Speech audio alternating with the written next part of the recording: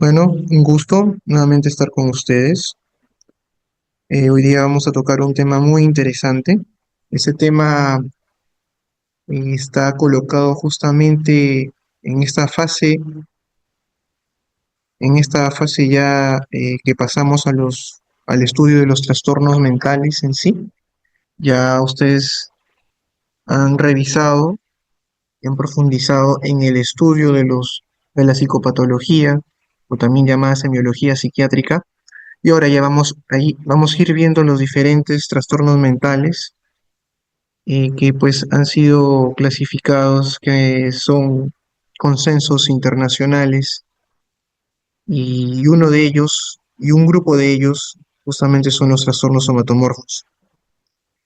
Empezamos describiendo estos trastornos mentales porque eh, tienen muchas características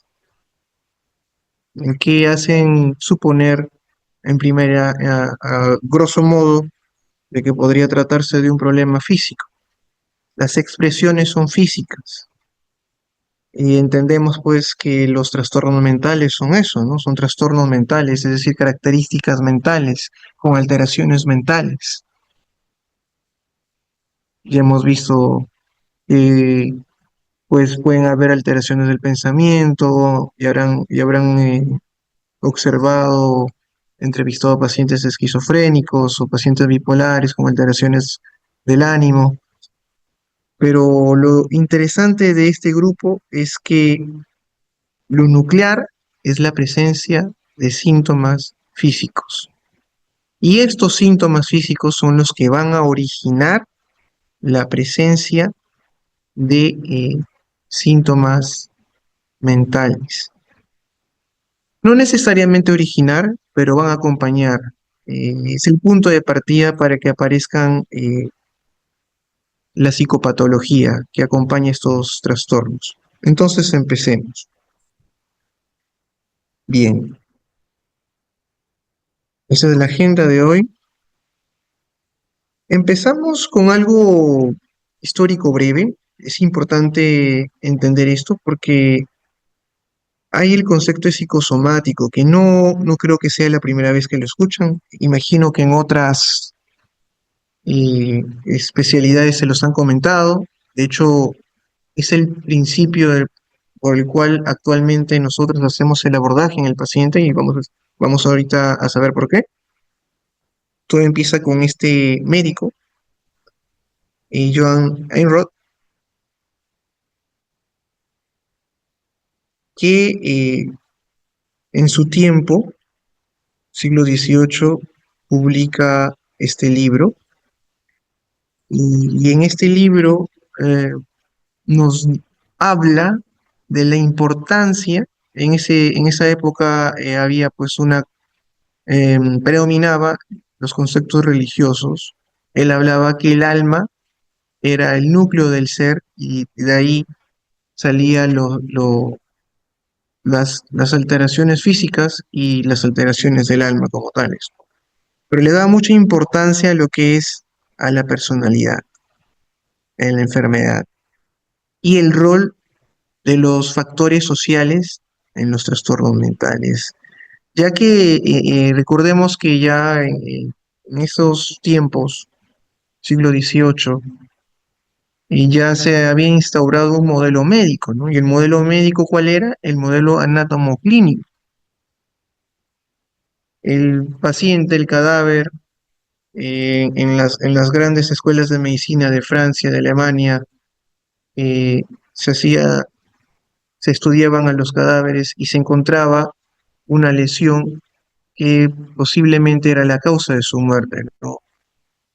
Las taxonomías ya se estaban estableciendo, entonces el modelo anatomoclínico es el que estaba imperando en ese momento y es el que determinaba, pues, una lesión, una localización en el pulmón producía una enfermedad pulmonar, en el estómago una enfermedad en el estómago, en el sistema digestivo, y una lesión en el cerebro, que ya se entendía en ese tiempo que era uno de los órganos vitales y quizás uno de los más importantes, pues podía ocasionar alteraciones de la conducta. Entonces, de esa forma es que se ha tratado de explicar lo que son los problemas mentales hace algunos siglos. En el siglo XVIII, siglo XIX, justo con la aparición de esta obra, se introduce por primera vez, algunos lo cuestionan, dicen que un siglo antes, en el siglo XVIII, pero ya desde el siglo XIX, este médico habla de psicosomática, introduce el término de psicosomática en el libro que ya les estoy mencionando. Y él nos decía esto: para mejorar la enfermedad mental es imprescindible que los profesionales sanitarios abordaran los factores psicosociales y somáticos para obtener una mejoría clínica.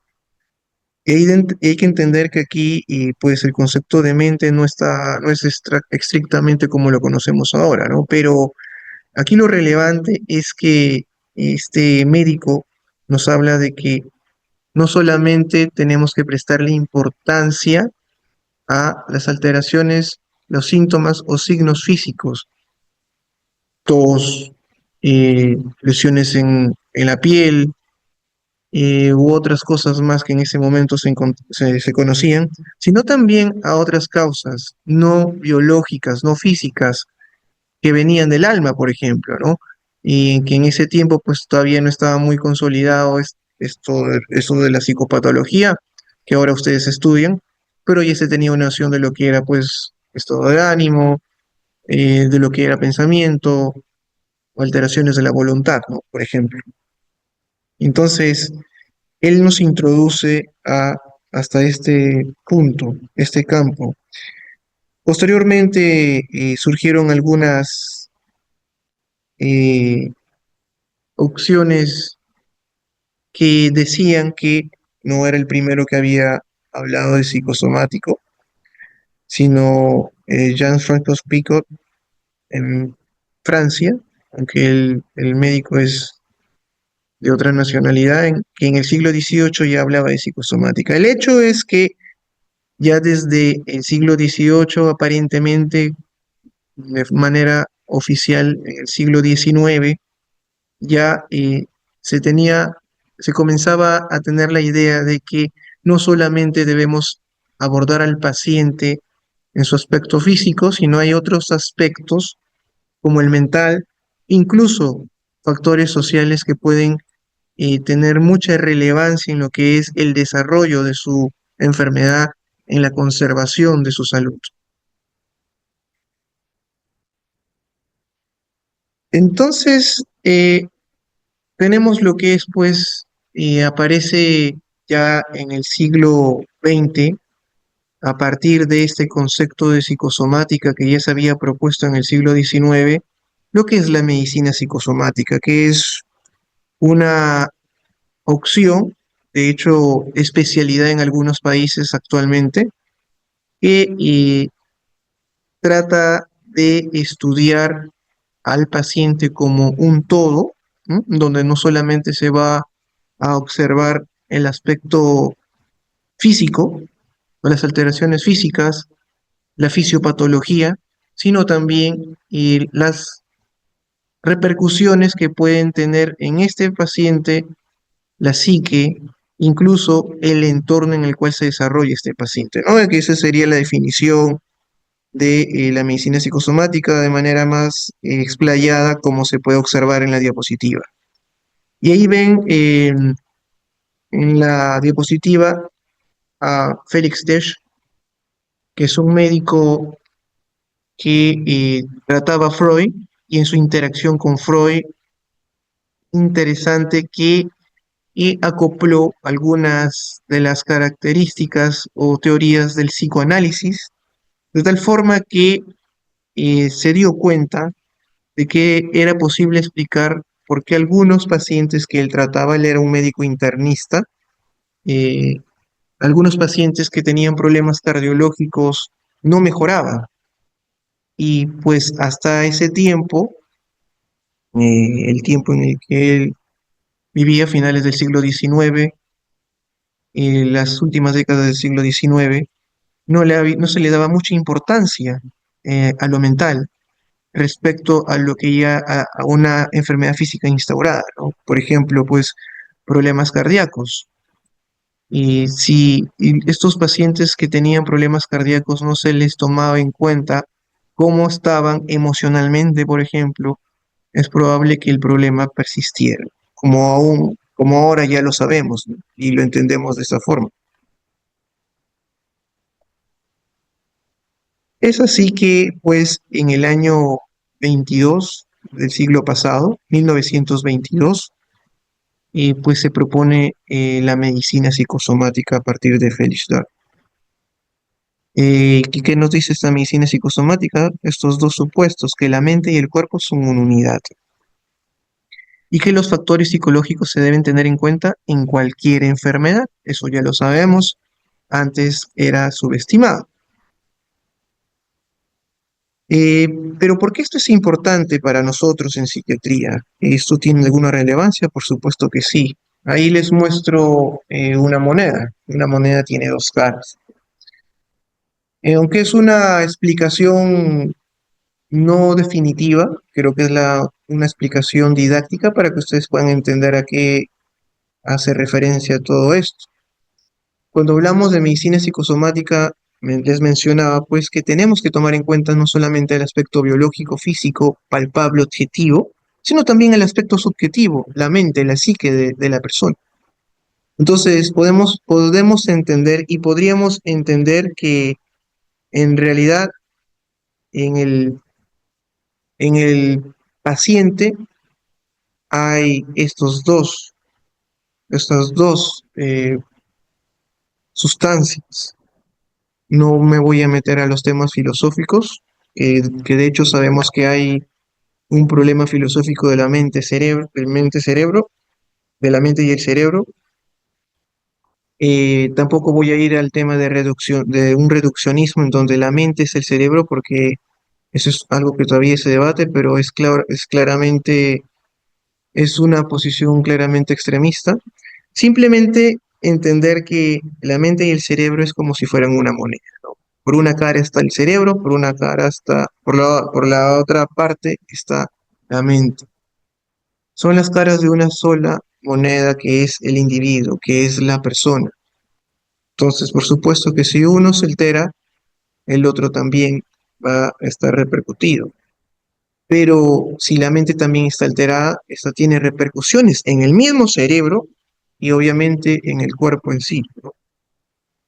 Esto es importante tomarlo en cuenta, considerarlo, porque cuando ustedes vieron, por ejemplo, la conciencia del yo, en la conciencia del yo está lo que es la integridad del yo. En la integridad del yo tenemos no solo la conciencia de quién soy yo, sino que en esa conciencia de quién soy yo también soy consciente de lo que tengo en mi cuerpo y de lo que es mi cuerpo, ¿no? La conciencia mental podría decirse y la conciencia corporal, y todo eso es lo que hace la conciencia del yo eh, estrictamente hablando, ¿no? Y es así que esto trae consigo a que otro médico en el año 1977, George Enger, proponga la teorías biopsicosocial, que es el modelo que entiendo les están enseñando y que hoy en día en salud pública se trata de emular para todo lo que es las profesiones médicas. Y posiblemente podría extrapolarse también a otras profesiones dentro de lo que es las ciencias biológicas. Entonces, después ¿por qué hablamos de cómo llegamos, mejor dicho, a lo que es trastornos somatomorfos? Todo empieza en el siglo XIX nuevamente. No me voy más atrás porque ya sería algo anacrónico. Simplemente ver la evolución de cómo ha ido esto. En el siglo XIX, en los días en donde Freud comenzaba a surgir, existían estas cuatro posibilidades para lo que es la psiquiatría, más allá de lo que es pues la demencia precoz y la enfermedad maníaco-depresiva, que también por ahí en esos años las describe Krepel. Pero en ese momento quizás lo más predominante a nivel mundial era la histeria, la hipocondría, la neurastenia y la psicastenia. Ojo con eso porque creo que el término histeria sí lo han escuchado y la hipocondría también. ¿No? La hipocondría es el tema justamente de hoy. Entonces tenemos que pasan los años, va avanzando, principios del siglo XX, las primeras décadas, se constituyen pues los manuales diagnósticos, el DSM-1 y el DSM-2. El principio del siglo, a principios del siglo XX, lo que es predominante en el mundo es el psicoanálisis, con Freud. Y es Freud quien pone como nuclear la mente y explica o trata de explicar la mayoría de cosas con lo que es el consciente, el inconsciente, el subconsciente y los conflictos, ¿no? Bueno, no voy a entrar en detalles, simplemente que el modelo imperante era el de Freud. También por ahí hay otros psiquiatras que tenían mucha influencia, pero principalmente Freud, por lo que Freud trató de explicar justamente la neurosis y la histeria, ¿no? Viene ya mediados del siglo XX y comienza a resurgir lo que es las explicaciones biológicas, neurobiológicas, de repente lo que el precursor de lo que ahora son las neurociencias, y pues aparece el DSM-R, DSM-3R, perdón, y es ahí donde se trata de, por todos los medios, abandonar el término de neurosis y se reemplaza por lo que son los trastornos somatomorfos.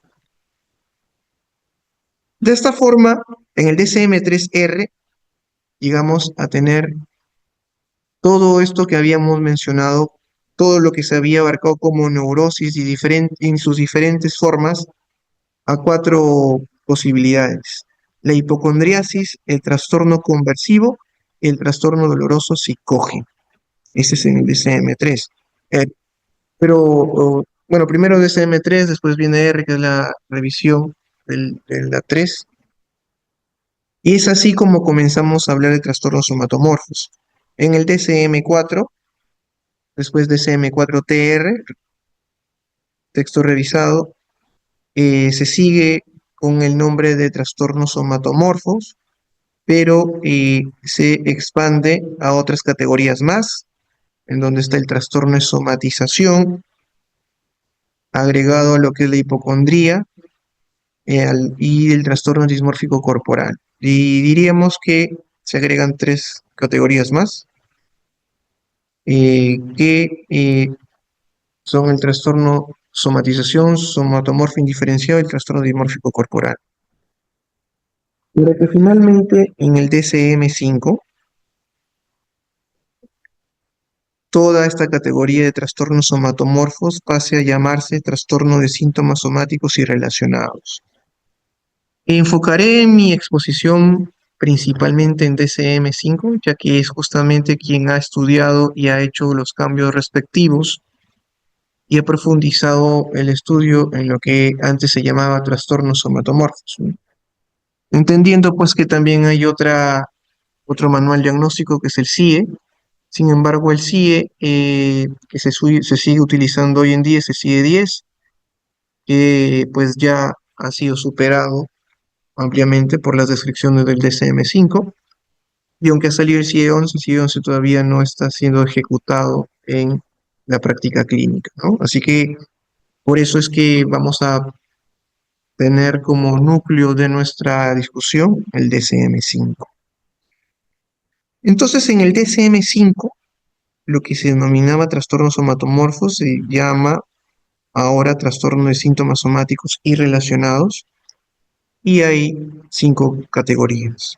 Es el trastorno de síntomas somáticos, el trastorno de ansiedad por enfermedad, que reemplaza a lo que es hipocondría, el trastorno de síntomas neurológicos funcionales, que reemplaza lo que es el trastorno conversivo, factores psicológicos que influyen en otras afecciones médicas y el trastorno facticio.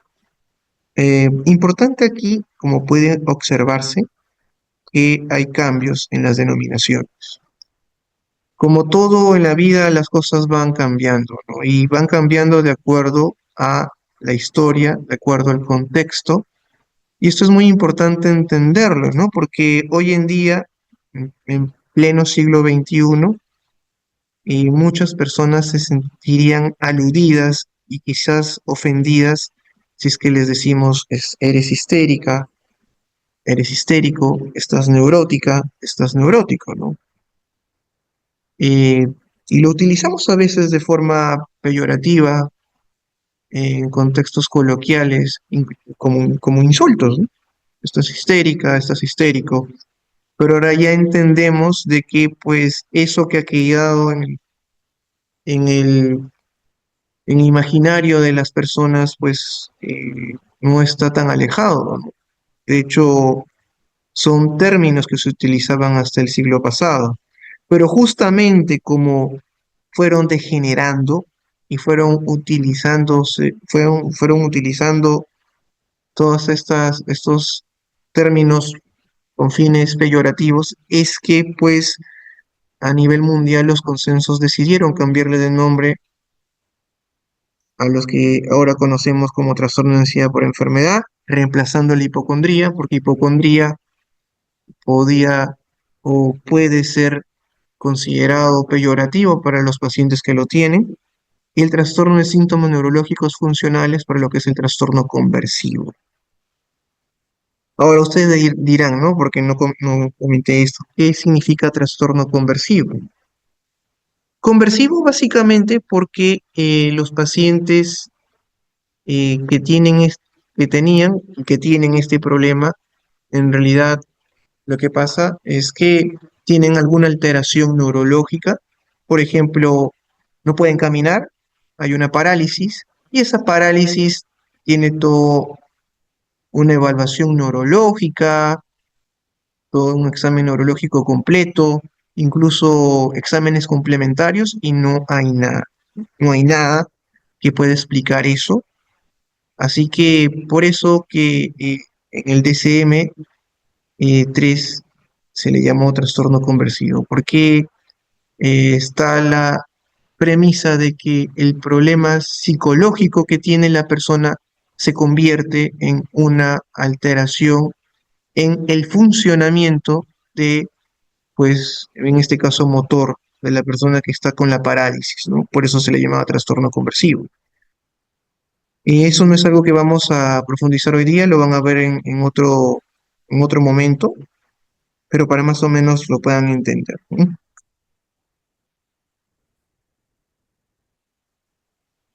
Entonces, y ustedes que ya llevaron gastroenterología, creo que sí lo han hecho, y de repente han escuchado mucho lo que es funcional, ¿no?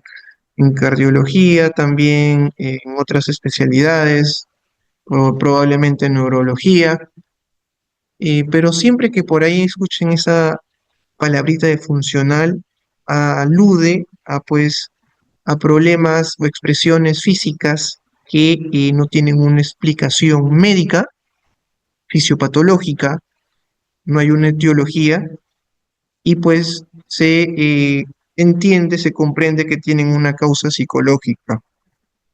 Aunque ahora vamos a conversar, vamos a entender de que no necesariamente es así, ¿no? No siempre es por unas causas psicológicas, simplemente aparece y ya. En algunos casos es así. Entonces, por ejemplo, viendo lo que es la medicina psicosomática, están los trastornos funcionales del sistema digestivo, está el globus, la rumiación, el dolor precordial no cardíaco, Eh, algunas de los denominados también reflujos funcionales, trastorno esofágico funcional, aerofagia, una persona que siente que se siente con plenitud digestiva, o ya el tan famoso síndrome de intestino irritable, ¿no? Que probablemente también han escuchado en algún momento, o las diarreas funcionales. El paciente que viene, ahora que ustedes próximos están al SERUMS, y tiene diarreas, muchas veces copiosas, se hacen los exámenes correspondientes, parasitológico, hemograma, no hay nada. ¿Qué cosa es? El gastroenterólogo es una diarrea funcional. Y pues y muchas veces vamos a tener que buscar alguna causa psicológica, muchas veces va a ser así, a veces no necesariamente de esa forma. Entonces, cuando otras especialidades no encuentran una explicación física, biológica a estas alteraciones objetivas, es que pues las denominan problemas funcionales en cualesquiera de las especialidades que podamos considerar. En otorrinolaringología también está el vértigo. ¿M? Por ejemplo, está el vértigo paroxístico benigno, ¿no? Que esa es una entidad, sí, que se comprende, existe, pero también está el vértigo paroxístico funcional, en donde no hay una causa. Y a veces también algunos especialistas pueden utilizar esto como un argumento cuando no se sabe exactamente de qué se trata, ¿no? Pero como les estoy mencionando, aquí lo que estamos tratando de que ustedes entiendan es que el paciente que tiene signos claros, cuadros clínicos objetivos, que se manifiestan físicamente pero sin explicación, pueden tener un origen psicológico, un origen psíquico. Y es que es así, ¿no? Como lo propone la medicina psicosomática, y que esto también se extienda hacia la psiquiatría, lo somático y lo mental no están en paralelo, ¿no? Es justamente, ni siquiera podríamos decir bidireccional, sino que se relacionan, están en un constante ciclo de interacción entre lo físico, entre lo mental y lo físico. De tal forma que una va a alterar a la otra y viceversa.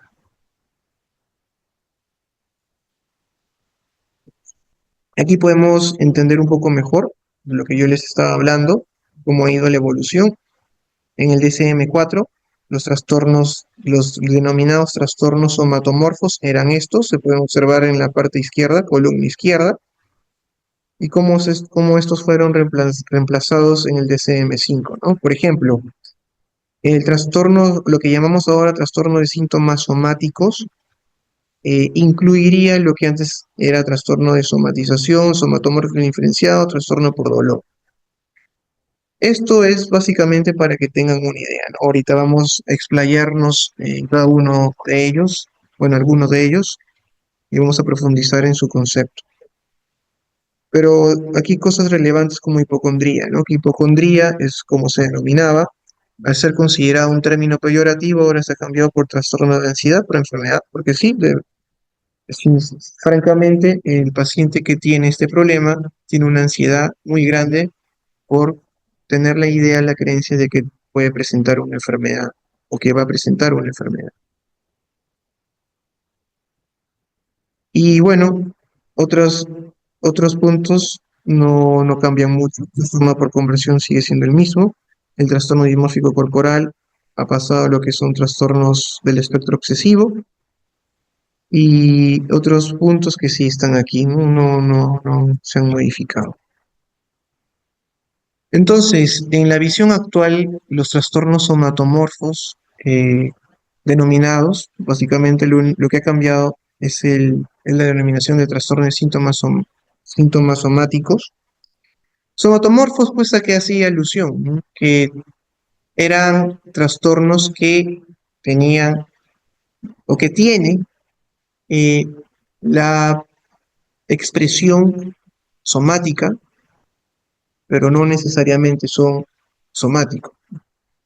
No obstante, una de las críticas justamente de denominarlos así es que se negaba, de alguna forma, tienen la forma física, pero no necesariamente son físicos, se negaba pues la dolencia que tenía el paciente. El paciente, por ejemplo, que piensa que tiene una enfermedad, no sé, imaginemos un cáncer, ¿no? Porque por ahí tuvo una sensación eh, o escuchó que por ahí su prima estaba con mucho hipo y al final le detectaron pues un cáncer al estómago. Se hizo esa idea y ya piensa que tiene de repente también cáncer al estómago, ¿no? Entonces, eso, eso, por ejemplo, en el DCM-4 mm, era considerado siempre y cuando se excluyeran las causas físicas, ¿no? De ese posible eh, eructo, ese posible hipo que pudiera tener. Entonces, si no se excluían, no se podía hacer el diagnóstico.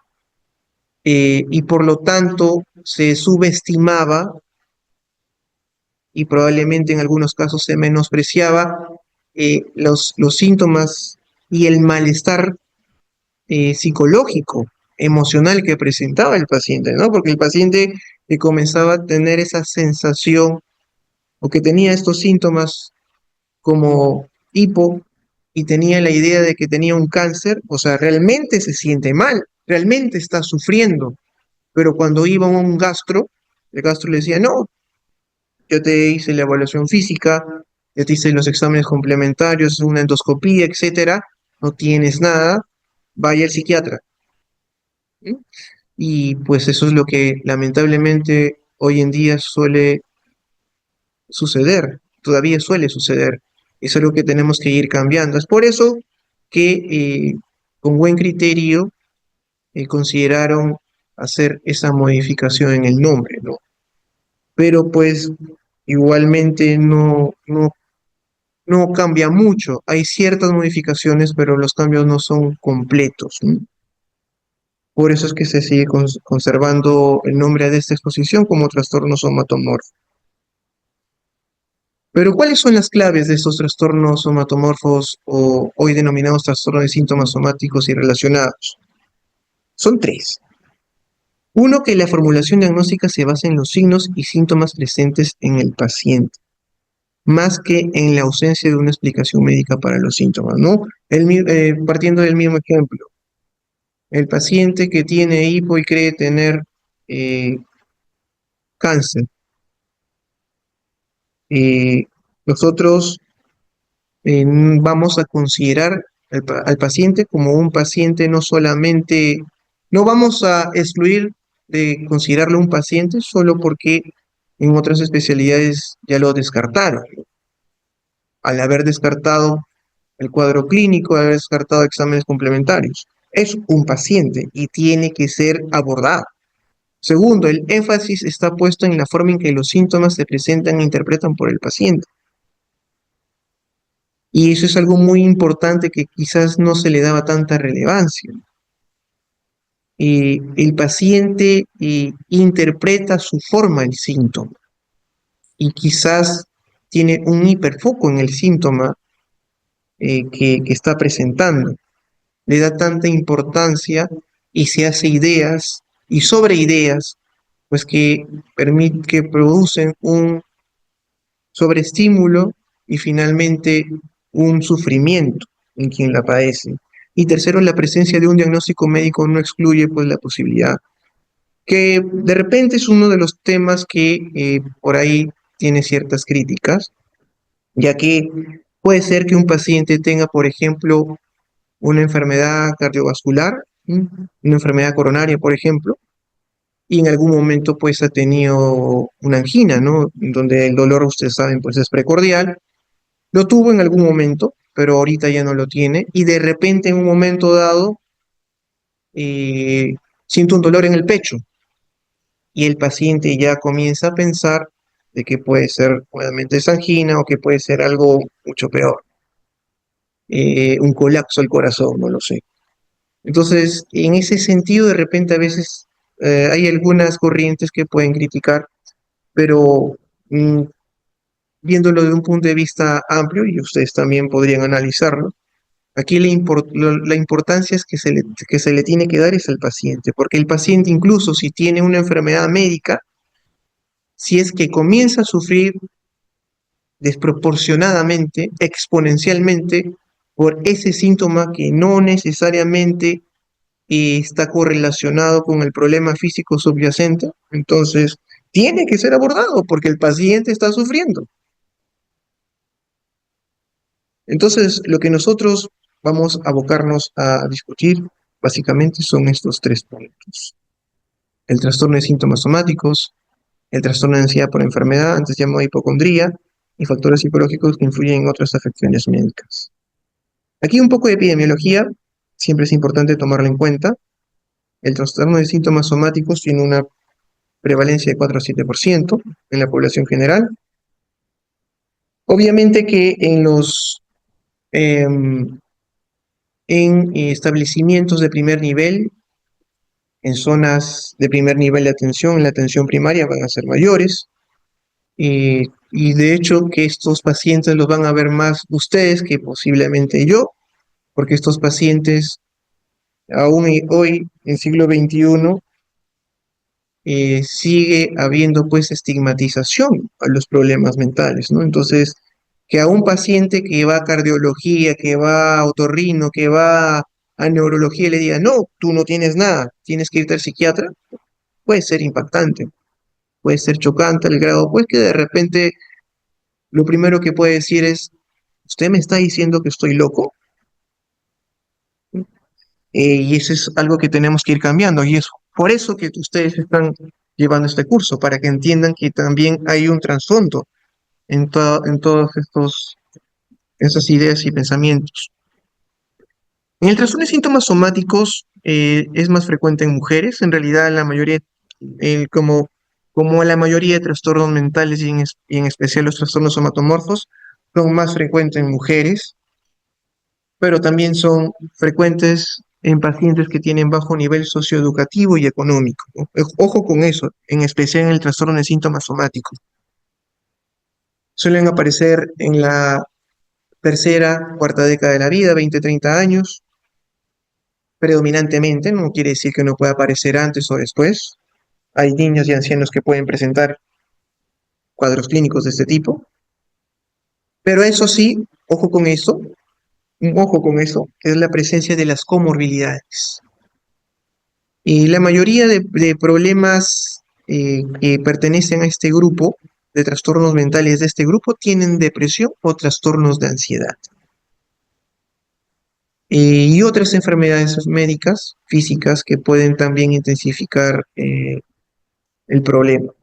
Pero en cuanto a trastornos psiquiátricos, la depresión y la ansiedad, generalmente, no siempre, pero generalmente están ahí. Y esto es más bien lo que puede conducir y también exacerbar las características clínicas de los cuadros que se nos presentan.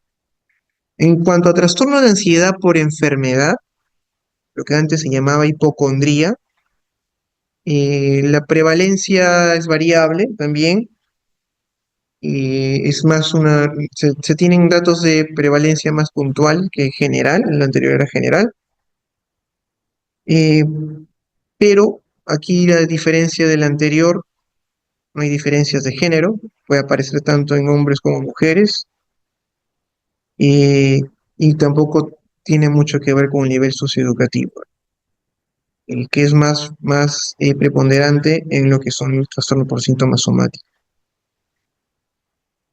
Y en cuanto a la edad, lo más frecuente es que aparezca en los primeros años de la adultez. Y en cuanto al tercer grupo, el tercer trastorno, factores psicológicos que influyen en otras afecciones médicas, no hay muchos datos. Existe desde el DSM-4, pero como muchas veces es subestimado y después ya vamos a explicar por qué, no se le da mucha bola, como se dice de forma coloquial, pero también es muy importante y de aquí lo vamos a profundizar. Entonces, empezando con el trastorno de síntomas somáticos. Mm, ahí se dice, ¿no? Ahí están las características. La primera dice uno o más síntomas somáticos que causen malestar o dan lugar a problemas significativos en la vida diaria. ¿Mm? Ya había más o menos mencionado ello, ¿no? Y lo nuclear y el punto de partida es la presencia de un síntoma. Puede ser uno o muchos síntomas. Cuando es uno, mayormente es dolor. Un dolor, que es un dolor generalmente inexplicable por alguna causa física subyacente, o si es explicable por alguna causa física o por un precedente, el malestar que ocasiona es considerable y además produce un mal funcionamiento en la vida del paciente. Y el punto B quizás es lo más relevante, ¿no? Que eso no se consideraba en la clasificación anterior, el DSM-4. En el DSM-5 se trata de ver lo positivo que se encuentra en esos trastornos. Y lo positivo que en el caso del trastorno de síntomas somáticos, que el paciente que tiene esta dolencia, que tiene el síntoma físico, dolor, en otros casos mareos, en otros casos temblor, en otros casos diferentes, lo que ustedes quieran, dolor genital, por ejemplo, también, o dolor de cabeza incluso. Eh, este síntoma va a producir reacciones en sus pensamientos que van a ser desproporcionados, van a ser persistentes y, y pues van a estar relacionados de manera catastrófica con ese síntoma que está presentando, ¿no? El que tiene dolor de cabeza, por ejemplo, va a comenzar a pensar de que ese dolor de cabeza se debe a un tumor, por ahí. Entonces, va a estar centrado en el dolor, cómo es el dolor, qué pasa con mi dolor, va a ir a internet, va a buscar qué pasa cuando es dolor de cabeza, si el dolor de cabeza es en la derecha, en la izquierda, en toda la cabeza, cómo es las características del dolor, etcétera, ¿no? Que son en realidad cosas que solemos preguntar nosotros. Eh, pero esto origina una respuesta emocional ansiosa muy grande, muy elevada.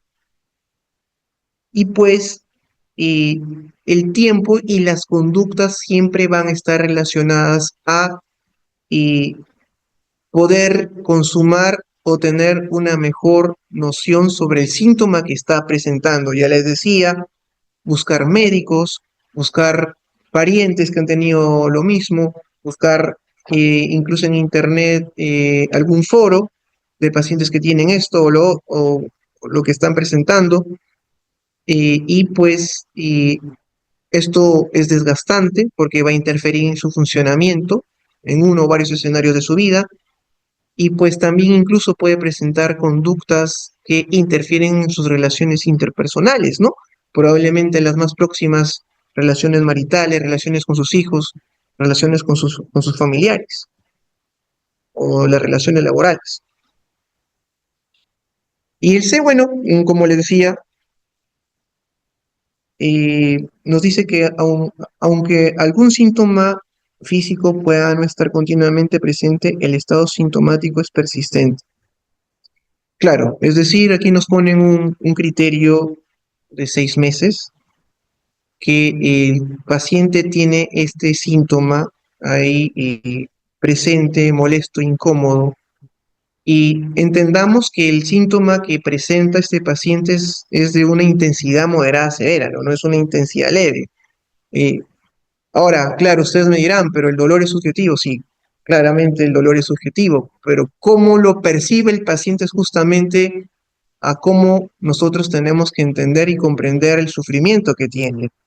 El paciente tiene este dolor o este síntoma, lo percibe de una forma moderada, grave, ¿no? La intensidad de este síntoma.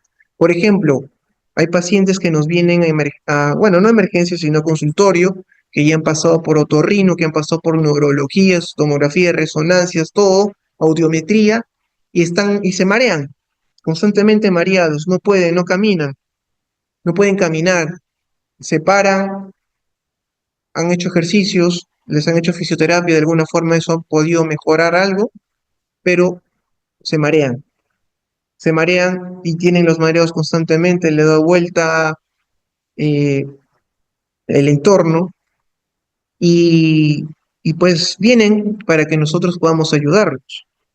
El abordaje tiene que ser, por supuesto, integral, pero en este tipo de pacientes lo que tenemos que tomar en cuenta es que el síntoma se presente de forma persistente, ¿no? El paciente no necesariamente lo va a tener todo el día, ¿no? Justamente en uno de estos criterios nos habla de las conductas.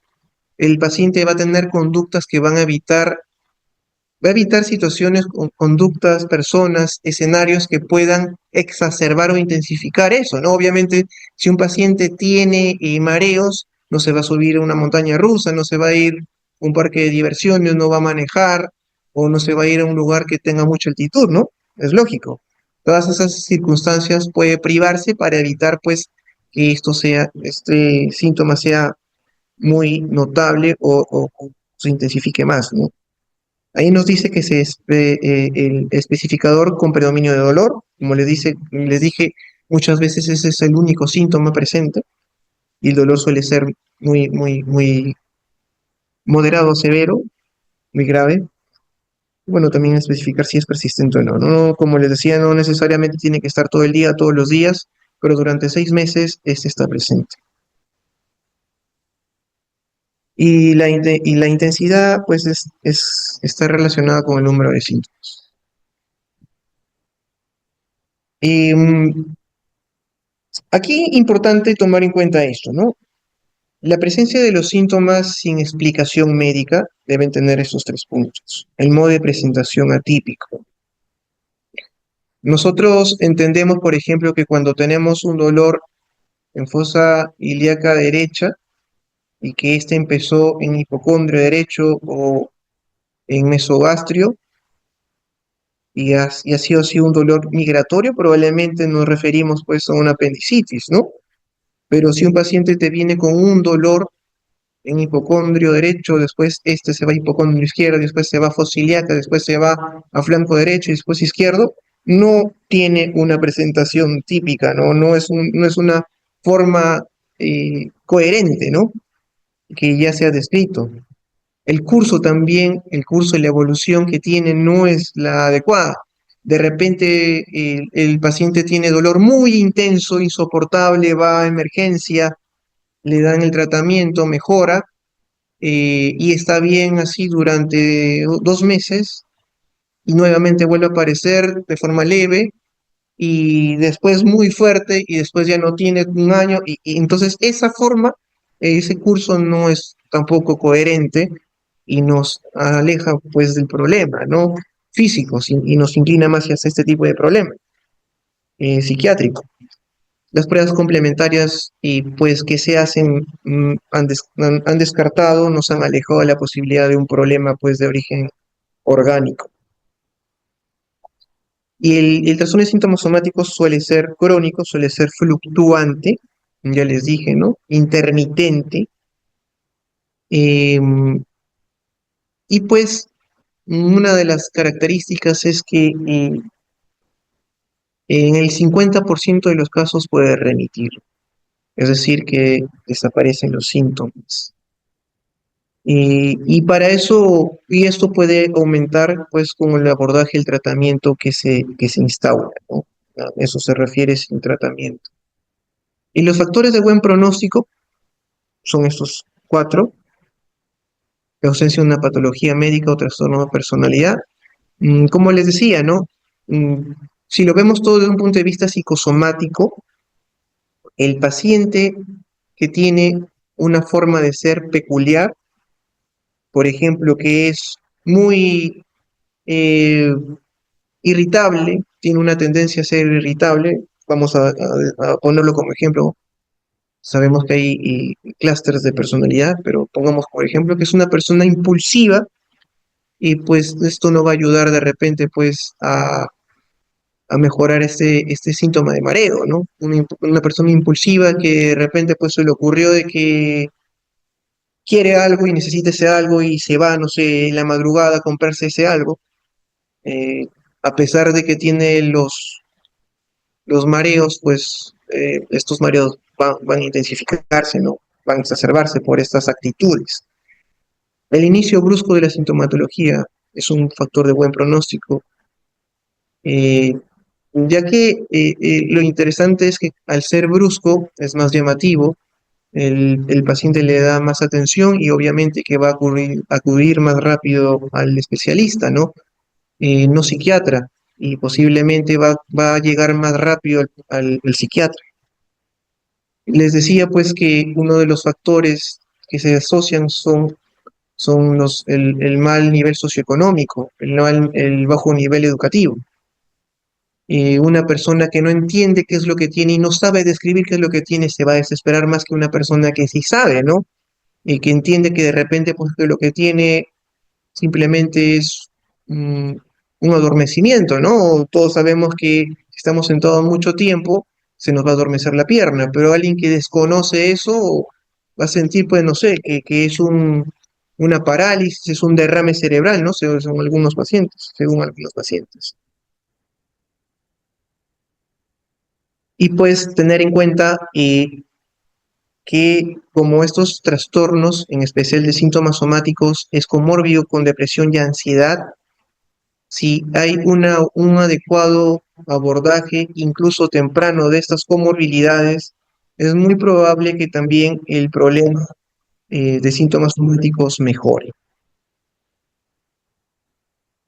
Bueno, después aquí algunas cosas importantes que tomar en cuenta. Les decía que a veces estos síntomas somáticos pueden estar a la par con un problema físico real. El paciente que tiene o ha tenido o tiene como antecedente una enfermedad cardiovascular y pues que tiene actualmente un dolor en el pecho, pueden coexistir, esto no se excluye mutuamente. Pero pues como les decía, lo nuclear de este problema es la presencia de pensamientos, sentimientos y comportamientos exagerados, sobredimensionados a el síntoma que se está presentando. Lógicamente que esto va a llevar a que el paciente acuda a servicios de salud, a establecimientos de salud física, eh, las postas, los centros de salud, los hospitales privados, particulares, para precisar qué es lo que está presentando. Y esto va a originar gastos, ¿no? Gastos personales y para el sistema de salud pública, obviamente, gastos innecesarios, ¿no? Que estos pacientes pues no tienen realmente un problema físico. Por eso es que el cuadro clínico es muy importante, y se lo habrán repetido mucho los diferentes colegas de otras especialidades, que ustedes saben establecer, obtienen un adecuado cuadro clínico y saben cómo es el curso, la evolución de ese cuadro clínico, y está el diagnóstico. Y si esto no coincide, pues no hay nada, no hay mucho que hacer.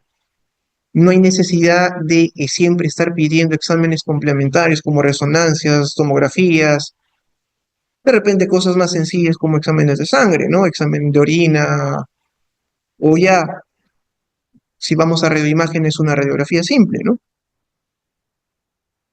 Y lógicamente que como no tienen un problema físico, no responden a intervenciones médicas.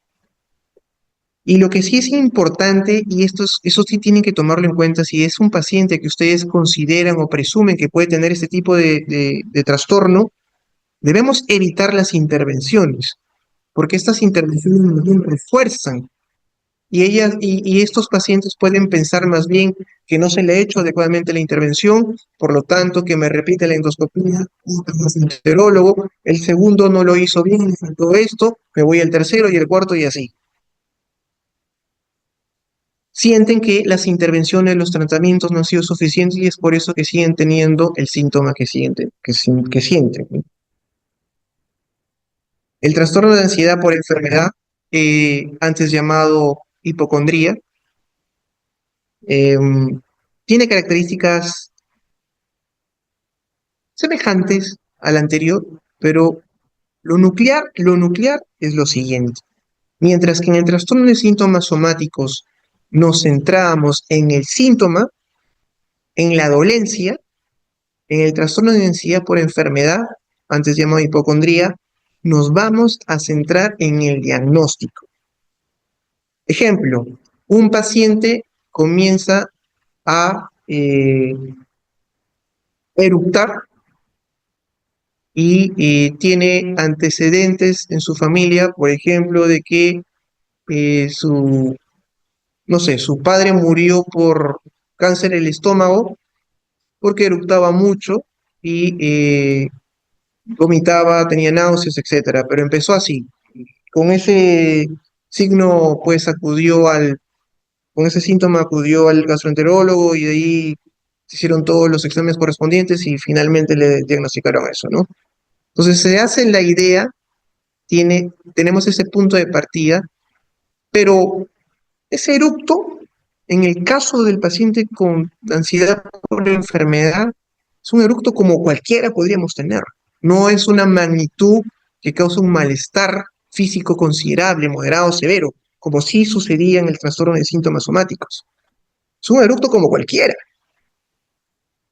Pero, y aquí viene lo más importante, la persona no se va a centrar en el eructo en sí, sino en lo que este eructo podría ser, podría pertenecer, a qué enfermedad este eructo podría pertenecer, y por sus antecedentes y experiencias de vida, posiblemente un cáncer de estómago. Es así que el paciente, si bien es cierto, le presta atención al síntoma, el síntoma no es a lo que le va a dar vueltas, sino a que esto me ha llevado a concluir de que posiblemente puedo tener esta enfermedad fatal. Y lo otro, generalmente son enfermedades fatales, son enfermedades que no tienen cura, o el cáncer, enfermedades neurodegenerativas, y, o pues que son, o incluso enfermedades raras, ¿no? Y algo interesante es que a veces esto puede suceder mucho en profesionales de salud, de la salud, ¿no? No solo voy a decir médicos, pero también probablemente en médicos que tienen pues eh, la predisposición. Entendamos que los trastornos mentales como tal, dependiendo de cuál trastorno estamos hablando, siempre tienen alguna característica, tienen alguna base genética, perdón. Y pues son las situaciones externas y las vivencias que van a completar pues la expresión del cuadro clínico, ¿no? Entonces básicamente es eso, ¿no? Ya lo demás lo pueden leer, eso es lo que hace la diferencia. Lo único que aquí nos dice especificar si es con tipo con solicitud de asistencia o con invitación de asistencia, ¿no? Hay dos posibilidades, que el paciente solicite que pues alguien lo ayude, que alguien lo apoye, y otro pues por sí mismo quiere descubrir para no perjudicar, para no comprometer, no involucrar a sus seres queridos. Y ojo, ¿no? Aquí quizás una de las principales características también es que la angustia del individuo no proviene fundamentalmente de la propia dolencia física. O sea, no es que el paciente sienta la angustia por este síntoma que está presentando, por este eructo, por este mareo, etcétera. No es eso. La ansiedad se da por el significado o la causa de dicha dolencia, es decir, el diagnóstico, ¿no? El paciente que tiene mareo, es verdad, el punto de partida fue el síntoma que es el mareo, pero este síntoma lo hizo pensar que tiene un tumor en el cerebro. Entonces el paciente comienza a buscar información de cómo es el tumor en el cerebro y cuáles son las características de este tumor cerebral. Y ahí comienza a presentarse un círculo vicioso, porque al leer sobre las características de este problema, hacen que se sugestione, que de por sí estos pacientes son sugestionables. Y ahí comienza a ver esta palabrita que es la somatización, ¿no? Que para algunos Eh, y para algunas corrientes se debe de utilizar, para otras no. Es un término que viene también de Freud, la expresión somática pues de un problema psíquico, entre comillas, y pues el paciente comienza a tener justamente estas expresiones físicas, ¿no? De lo que había leído. Ya no es solamente el mareo, sino que de repente comienza a tener náuseas y vómitos, que de repente que se relacionan con el tumor, y esas náuseas y vómitos son así repentinos, paroxísticos, bruscos, y pues ya se hace la idea de que realmente tiene un tumor cerebral. Se alarman fácilmente con las enfermedades y por eso pues en estos pacientes, si escuchan a alguien que tiene algo parecido, le van a preguntar, se van a alarmar sobremanera. Y como en el anterior, van a buscar servicios de salud eh, y van a tener actitudes o conductas que permiten evitar que la ansiedad empeore o segundo, o van a tener conductas que más bien permitan corroborar la sospecha del diagnóstico que están teniendo. Y algo importante en el trastorno de ansiedad por enfermedad, que su curso es crónico y recurrente. ¿M? En el anterior había remisión hasta el 50%, aquí más bien es algo mucho más crónico, y si se soluciona, puede tener periodos en que no hay, pero nuevamente vuelve a aparecer y vuelve a aparecer y vuelve a aparecer. Por eso es que las intervenciones tempranas son muy importantes. Las comorbilidades con estos trastornos, el trastorno de ansiedad generalizada, el trastorno obsesivo compulsivo, el trastorno de pánico y la depresión, el trastorno depresivo mayor. Ojo con eso. Si bien en el anterior también había comorbilidad con trastornos ansiosos y depresivos, mayormente con la depresión, aquí sí hay una mejor delimitación de cuáles son esos trastornos de ansiedad que se relacionan.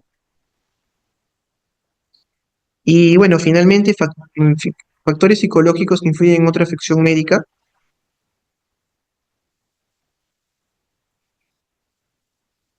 Aquí es fácil. El paciente ya tiene un problema físico, ¿no? Ya tiene una afección médica, digamos, no sé, asma, y se presenta un síntoma psicológico mental que puede intensificar, exacerbar la molestia de que por sí ya tiene. Por ejemplo, un paciente que tiene asma ya diagnosticada, pero tiene ansiedad, no necesariamente con un trastorno de ansiedad, sino que tiene niveles de ansiedad elevados o muy elevados, obviamente que van a,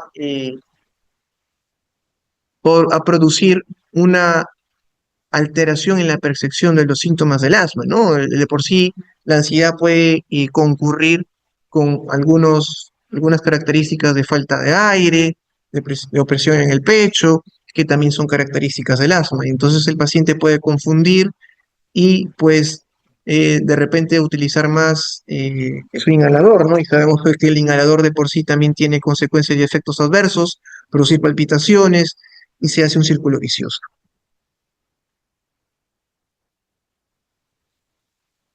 Y lo segundo, que estos factores psicológicos afectan negativamente a la afección médica, ¿no? Obviamente, ¿y cuáles son de qué manera va a influir en el curso de la enfermedad? En el caso, pues, de un paciente con asma, el paciente con asma de repente sí ha respondido, ¿no? al salbutamol, a los beta 2 agonistas, a los corticoides, pero el paciente está ansioso y siente todavía que le falta el aire y se pone más inhalador, más salbutamol, y ese salbutamol le produce taquicardia, palpitaciones, eso le produce a su vez más ansiedad y se exacerban las cosas.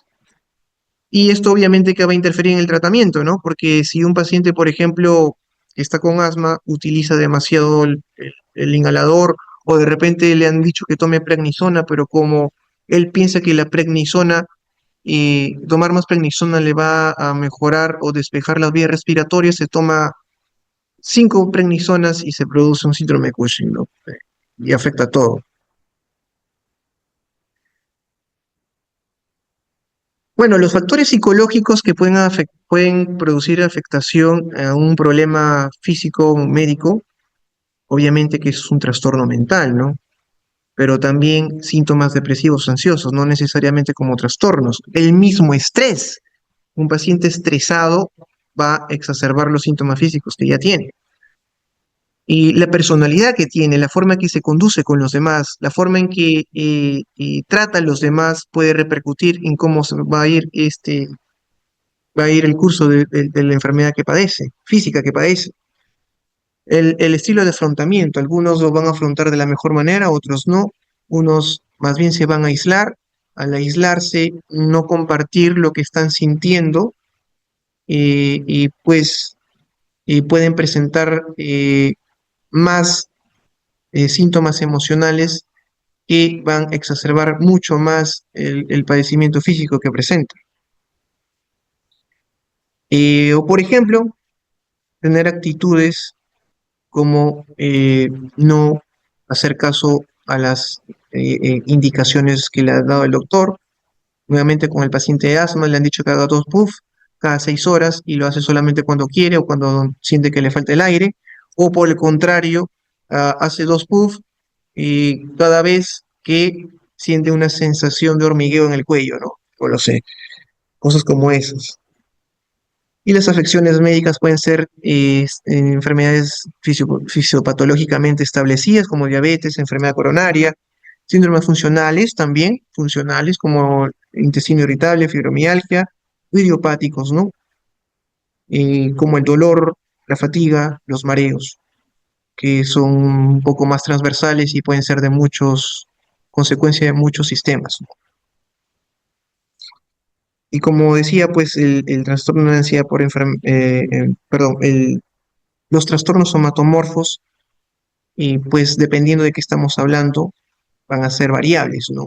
Las razones síntomas somáticos decíamos que tiene un curso fluctuante, intermitente, el trastorno de ansiedad por enfermedad, el curso es crónico, este también suele tener un curso crónico, que dura toda la vida. Ahora ustedes me dirán, pero si es así, entonces ¿para qué vamos a intervenir?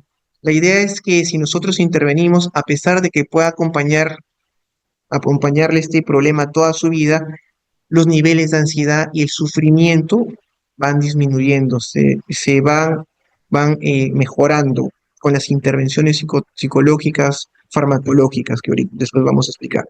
Entonces, el hecho es que este paciente, por ejemplo, un paciente que tiene un problema cardiológico, una angina, lo ha tenido, pero el paciente puede tener ansiedad, puede tener estrés, y este estrés va a intensificar o incluso puede aumentar y perpetuar el problema físico que ya está diagnosticado. Pero no hay que, hay que hacer la distinción con los problemas físicos crónicos, enfermedades crónicas generalmente, que pueden ocasionar problemas emocionales, ansiedad, depresión, una mixtura de los dos, y pueden causar estrés también en la persona.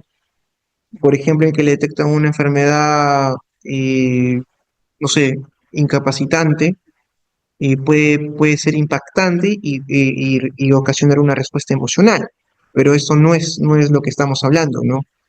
El problema psicológico es independiente del problema físico, sino que al coexistir o al estar presente en paralelo a la enfermedad física, esta enfermedad física puede exacerbarse.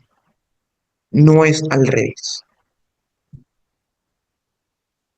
Y finalmente, esta categoría, otros trastornos de síntomas somáticos y trastornos relacionados, aquí les pongo algo que sucedió el año pasado o hace 2 años, no me acuerdo bien, sobre una señorita que salió pues diciendo que le habían robado a su bebé, que le habían secuestrado, y pues al final todos la llevaron al hospital militar o policía en donde pues no encontraron signos de embarazo, ni bebé, ni embarazo, ni secuestro, y pues al final no.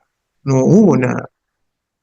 Ah, importante porque hay algunas personas, algunos pacientes que piensan que están embarazadas, obviamente me refiero a mujeres, y, y no lo están, pero hacen todas las manifestaciones clínicas, se sugestionan y en algunos, incluso en algunos casos puede haber una elevación del abdomen y algunos signos relacionados con el abdomen, como náuseas, como vómitos, incluso se va la regla, y pues esa es la relación que tiene la mente, pues, y el soma, ¿no? Y el cuerpo.